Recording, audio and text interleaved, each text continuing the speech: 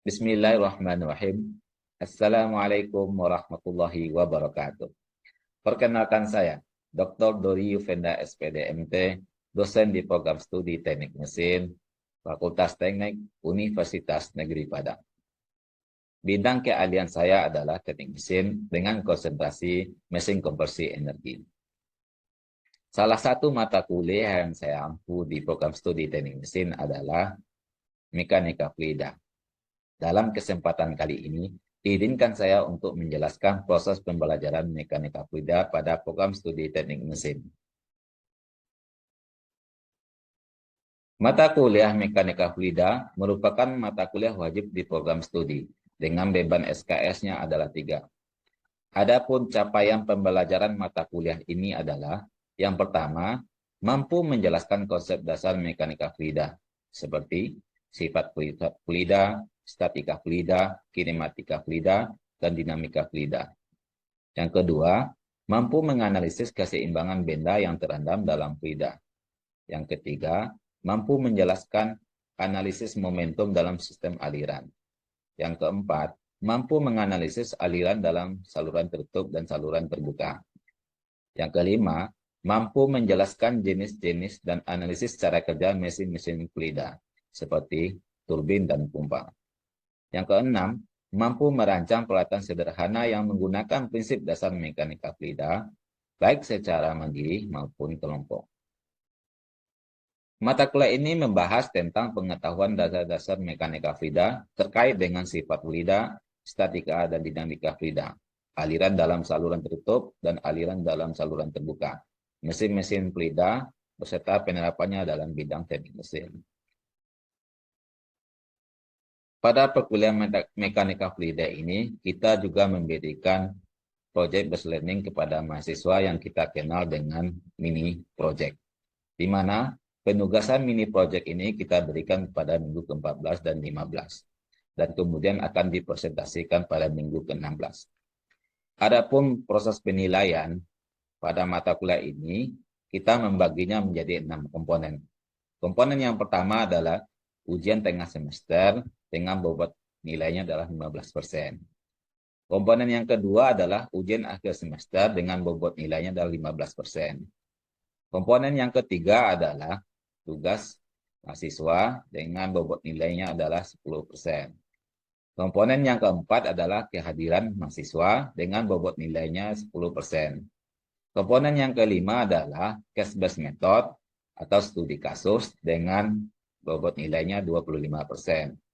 Komponen yang keenam adalah project based learning dengan bobot nilainya 25%. Total keseluruhnya adalah 100%.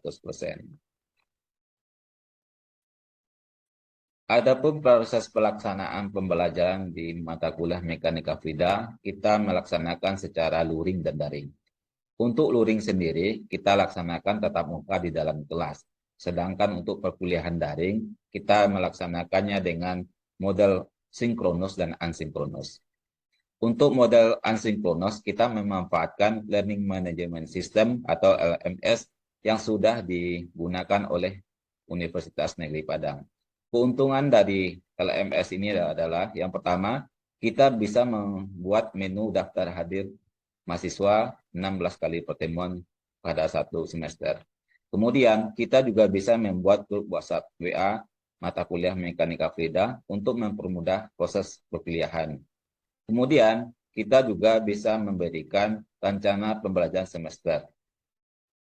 Selain itu, kita juga bisa memberikan materi ajar setiap pertemuannya, yaitu seperti pertemuan pertama, di sini kita memberikan konsep dasar mekanika fluida, dan seterusnya. Dan semuanya kita berikan sampai minggu ke-16.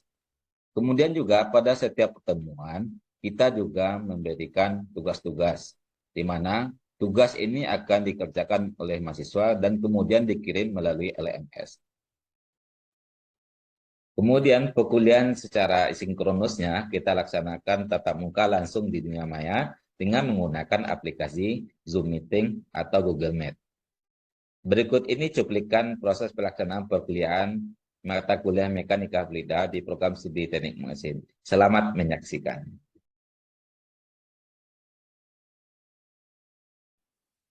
Bismillahirrahmanirrahim. Assalamualaikum warahmatullahi wabarakatuh. Waalaikumsalam warahmatullahi wabarakatuh. Bagaimana kabarnya? Sehat semua ya? Sehat, Pak. Alhamdulillah, sehat, Pak. Alhamdulillah. Baik, pada pertemuan kali ini kita akan melanjutkan perkuliahan kita tentang mata kuliah Mekanika Fluida. Sebelum kita mulai perkuliahan, silakan saudara mahasiswa untuk berdoa sesuai dengan keyakinan masing-masing. Silakan berdoa.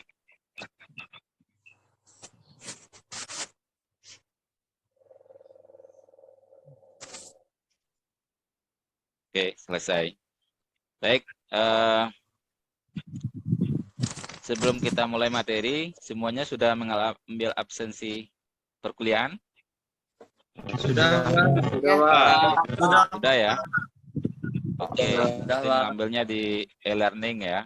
Silakan mengambil di e-learning. Ya, Pak. Bagi yang tidak bisa mengambil di e-learning, nanti akan saya ambilkan. Oke, baik, saya akan coba share screen materinya. Semuanya diharapkan untuk menghidupkan kameranya. Silakan untuk menghidupkan kameranya. Ya. Baik.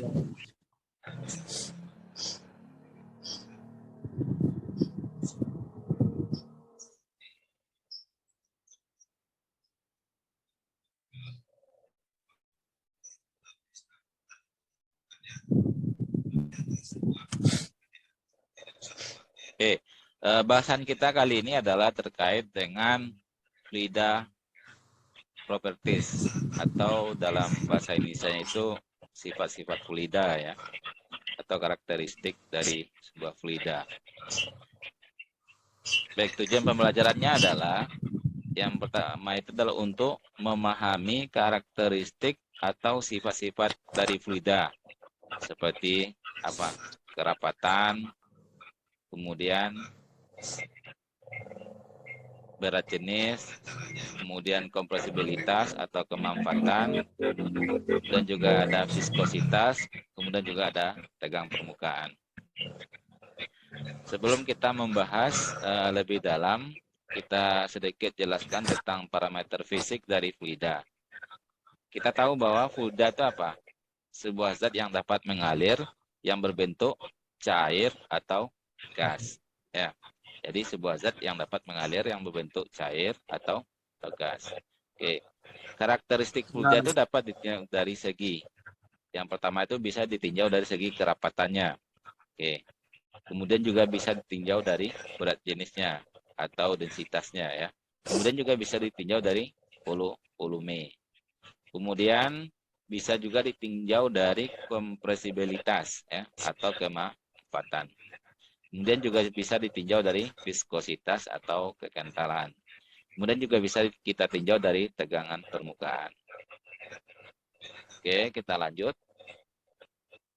Nah, sebelum kita menjelaskan karakteristik fluida, kita lihat dulu perbedaan antara zat cair dan gas.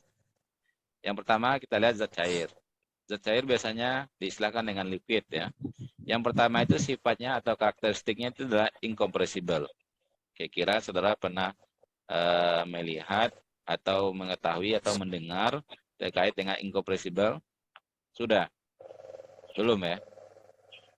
Oke, incompressible ini adalah yang tidak dapat ditekan ya atau dimanfaatkan. Kemudian karakteristik yang lainnya itu mempunyai volume tertentu pada tekanan dan temperatur tertentu. Jadi zat cair itu dia mempunyai volume tertentu pada tekanan dan temperatur tertentu. Oke. Sedangkan gas karakteristiknya adalah compressible. Artinya compressible di sini adalah dia dapat dimanfaatkan, ya, ditekan. Contohnya gas di dalam silinder, ya itu bisa ditekan. Ya. Kalau air itu di dalam silinder, kalau kita tekan dia tidak bisa, dia akan menahan. Tapi kalau gas dia bisa ditekan sehingga ruangan silinder itu akan semakin mengecil. Kemudian Selain itu dia selalu mengisi ruangan. Jadi gas itu akan selalu mengisi ke seluruh ruangan. Ya. Jadi dia akan menyebar ya. Jadi seperti itu. Jadi karakter atau sifatnya seperti itu. Kemudian kita lanjut. Kalau dilihat dari sifat intensive properties sama extensive properties itu Frida dapat kita kelompokkan. Intensive properties ini adalah sifat atau sifat dari zat cair yang tidak tergantung pada jumlah dan materi. Ya, jadi ingat, sifat intensive properties ini adalah sifat yang tidak tergantung terhadap jumlah dan ukuran ya, jumlah materi atau ukuran. Ya, bisa dilihat dari mana? Dari titik-titiknya atau titik uapnya. Bisa dilihat dari warnanya, bisa dilihat dari temperaturnya, bisa dilihat dari kilauannya ya. Bisa dilihat dari kekerasannya. Jadi seperti itu. Itu yang termasuk intensive properties ya. Kemudian yang tergolong dengan extensive properties itu apa? Volume. Ya, sebelumnya kita jelaskan extensive properties itu apa? Adalah sifat zat cair, sifat dari fluida yang tidak tergantung pada ukuran ya atau jumlah materinya. Oke. Seperti apa? Volume ya. Kalau volume ini biasanya tergantung ya. Contohnya tergantung apa? Mungkin ukuran tempatnya dan lain sebagainya. Kemudian juga ada massa ya, tergantung pada apa? Ya tempatnya juga atau beratnya. Kemudian size-nya, ukurannya. Kemudian juga berat ya. Kemudian juga ada panjangnya. Itu tergolong pada extensive properties. Oke, kita lihat properties dari fluida. Ya. Yang pertama itu nanti kita akan membahas tentang kerapatan ya. Kemudian membahas tentang volume spesifik, kemudian membahas tentang berat jenis, kemudian juga membahas tentang kerapatan relatif. Oke.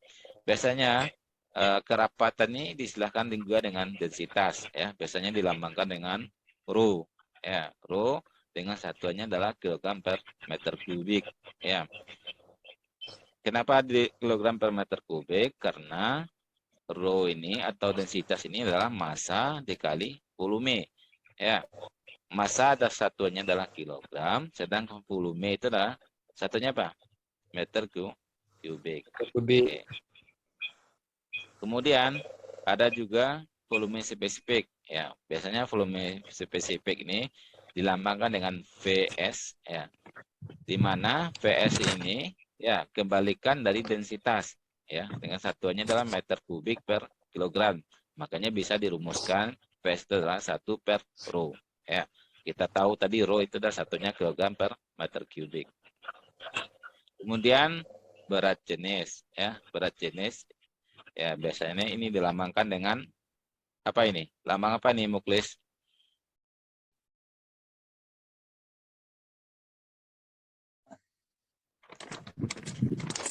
Oke, ada yang tahu? Ini bacanya apa ini? Yendri tahu?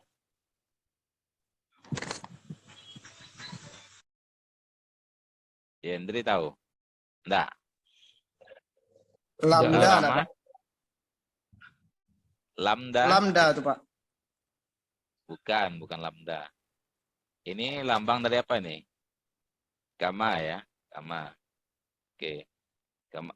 Jadi berat jenis ya, berat jenis sama dengan rho dikali dengan G. Rho ini adalah massa jenis, kemudian G ini adalah gravitasi. Ya, maka satuannya itu berat jenis adalah Newton per meter kubik. Kemudian juga ada kerapatan relatif. Nah, biasanya dilambangkan dengan S ya, S sama dengan rho dibagi dengan rho air ya. Sehingga kerapatan relatif ini nanti disebut juga dengan non-dimensional. Kenapa non-dimensional? Karena dia tidak ada satuan. Ya, kenapa tidak ada satuan? Karena rho ini adalah satunya kilogram per meter kubik. Sedangkan rho air ini juga sama satunya kilogram per meter kubik. Kilogram per meter kubik dibagi dengan kilogram per meter kubik, maka dia habis. Jadi tidak ada satuannya. Oke, selanjutnya kita lihat satu persatu. Ada densitas ya. Densitas tadi sudah kita jelaskan. Definisinya dalam massa per volume ya. Di mana densitas ini akan dipengaruhi oleh apa? Temperatur dan tekanan ya. Kalau kita bisa melambangkannya, berarti densitas biasanya dilambangkan dengan rho, massa dibagi volume. Massa lambangnya itu adalah M ya. Sedangkan volume itu adalah V ya. Biasanya V besar ya. Nah, jadi kemudian satunya apa? Kilogram per meter kubik. Air ya, air biasanya massa jenis itu adalah sekitar 1000 kg per meter kubik. Sedangkan udara itu sekitar 1,23 kg per meter kubik. Oke. Alat yang kita gunakan untuk mengukur densitas ini biasanya piknometer atau hidrometer. Oke, kita coba lihat grafik temperatur ya, viskositas air fungsi temperatur, di mana semakin tinggi temperaturnya ya, semakin tinggi temperatur maka nilai viskositas dari air akan juga menurun. Jadi seperti itu ya. Nah, ini pernyataan yang sudah dikatakan tadi bahwa densitas itu akan dipengaruhi oleh temperatur ya. Jadi semakin tinggi temperatur air, maka densitas air akan menurun. Oke, bisa dipahami? Bisa? Bisa, Pak. Bisa, Pak. Nah, ini macam-macam atau jenis densitas dari fluida ya. Ini ada fluida bentuk solid, kemudian ini ada liquid, ini ada gas ya. Oke, contohnya aluminium. Aluminium itu densitasnya berapa? 2,70 kali 10 pangkat 3. Oke, kalau air ya pada temperatur 4 derajat Celcius itu sekitar 1000 ya. Ya. Oke. Sedangkan udara itu sekitar 1,29 ya. Jadi ini propertiesnya silahkan ini dihafalkan ya. Oke, kita lanjut. Nah, ini ada satu soal. Berapa massa dari solid iron wrecking ball atau bola besi ini dengan radius bolanya itu sekitar 18 cm ya. Jika densitasnya sekitar 7.800 kg per meter kubik ya. Sekarang yang ditanyakan apa? Massa. Massa apa? Massa dari bola besi ini ya. Oke. Kita ketahui dulu radiusnya berapa? 18 cm. Sedangkan densitasnya berapa? 7.800 kg per meter kubik. Maka kita dapat menghitung massanya. Sebelum kita mendapatkan massanya, maka kita harus menghitung volume. Kenapa kita harus menghitung volume? Karena massa itu adalah rumusnya densitas kali volume. Di mana kita dapatkan dari rumus densitas. Massa jenis sama dengan massa ya, massa dibagi dengan volume. Nah, sedangkan di sini nilainya sudah diketahui densitasnya.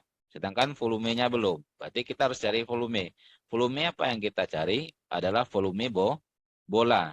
Ya, karena dia berbentuk bola, maka yang kita cari adalah volume bola. Berapa?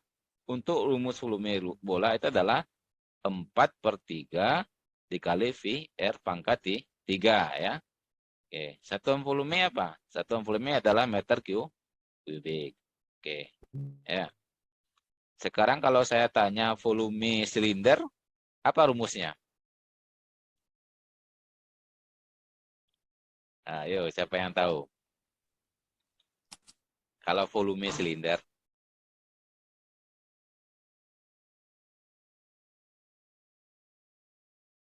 Ada yang tahu volume silinder? Atau volume dari persegi? Persegi 4. Apa volume? Rumus volumenya. Persegi 4. Rasid apa? Apa, Pak? Izin menjawab, Pak. Silakan. Volume persegi 4 apa? Rumus volume persegi 4 adalah sisi kali sisi kali sisi, Pak. Oke. Kalau persegi panjang? Saya jawab silinder, Pak. Persegi panjang apa? Panjang kali Persegi lebar panjang. kali? Panjang kali lebar Kali kali Ah ya, volume ya. Oke. Ya, Pak. Jadi kalau volume itu kan karena satuannya meter kubik, ya maka dia dikalikan meter kali meter kali meter ya. Jadi pangkat 3 ya. Jadi kalau untuk bola ya biasanya 4/3 VR pangkat 3. Kita tahu bahwa nilai V ini sudah ketentuan. Ya, biasanya nilainya berapa? 3,14 atau nilainya berapa? 22,7. Oke. Sekarang kita masukkan nilainya ke rumusnya. Kita tahu bahwa nilainya radius itu berapa tadi? 18 cm. Karena ini masih cm, maka kita rubah ke mana? Ke meter. Ya, Meter. ke meter. Ya, Pak. Maka jadinya berapa? 0,18 meter. 0,18. Oke. Setelah kita kalikan nilainya, maka dapat volume dari bola itu adalah 0,024 meter kubik. Setelah kita dapatkan volumenya, baru kita masukkan ke rumus ini. Massa sama dengan Rho dikali V. Oke. Ya. Jadi Rho-nya berapa nilainya? Rho-nya nilainya ada berapa? 7.800 kg per meter kubik. Sedangkan volumenya sudah dapat kita ketahui 0,024 meter kubik, maka hasilnya adalah 190 kg. Ya, jadi masanya dapat kita peroleh sebesar 190 kg. Jadi seperti itu. Bisa dipahami? Bisa ya? Bisa, Pak. Pak. Oke, ada yang bertanya dulu, silakan. Oke, Muklis, silakan Muklis. Terima kasih, Pak. Izin bertanya, Pak. Oke. Assalamualaikum warahmatullahi wabarakatuh. Waalaikumsalam warahmatullahi wabarakatuh. Perkenalkan, nama saya Rafli Muklis. Izin bertanya, Pak. Oke, silakan. Mana yang lebih berat massa jenis antara air dengan minyak goreng? Oke. Sekian dan terima kasih. Oke, baik. Ada yang bisa menjawab?